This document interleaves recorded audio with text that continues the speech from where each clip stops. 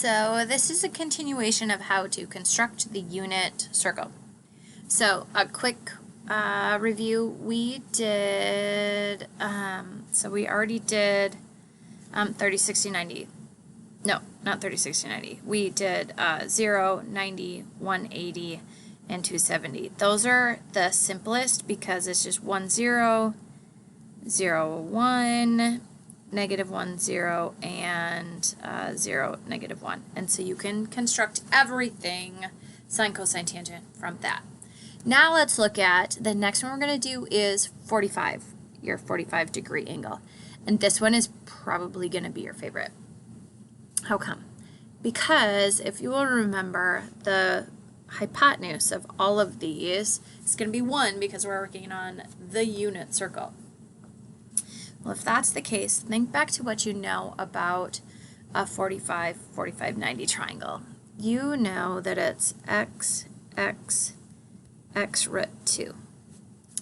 So, if x root 2 equals 1, that means you have 1 over the square root of 2. We can't do that. So, we're going to end up with the sides being, how do you get that to the top? Square root 2 over 2. And if this side is square root of 2 over 2, so is this side. All right, what that means is that on my 45 degree angle, my, it's going to be, let's see, pi over 2 is here, then half of that, these are always going to be your pi over 4s. Pi over 4s are going to be your favorite. Okay, because it's square root 2 over 2, square root 2 over 2.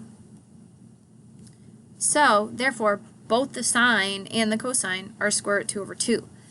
So sine is your y value, cosine is your x value. But it's root 2 over 2, root 2 over 2. Then your tangent is going to be root 2 over 2 over root 2 over 2. What? Well, what's anything divided by itself? 1.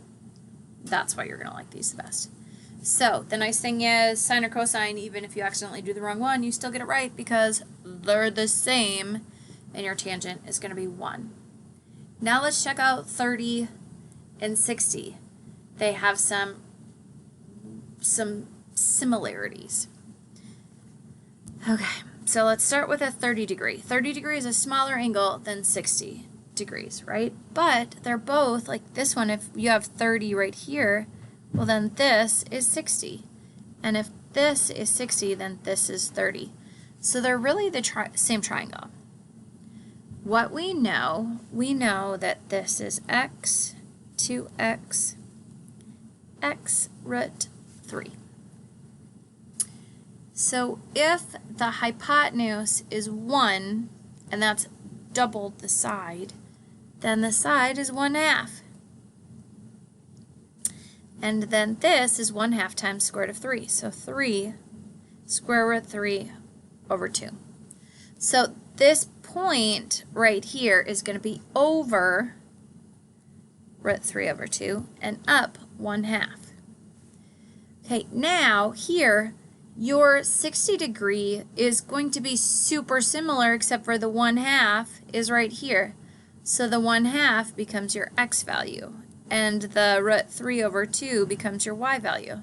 Well, that makes sense because root 3 over 2 is a bigger number. So on the 30 degree triangle, that's going to be the x value, but on the 60 degree triangle, that's going to be the y value.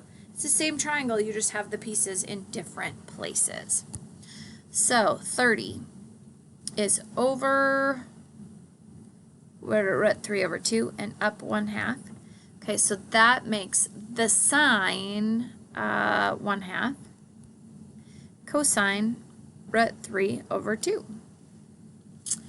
Tangent, we'll get to that in a second. All right, now, 30 degrees.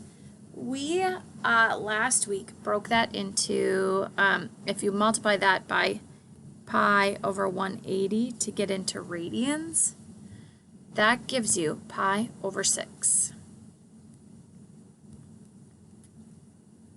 then this is going to be 2 pi over 6, otherwise known as pi over 3.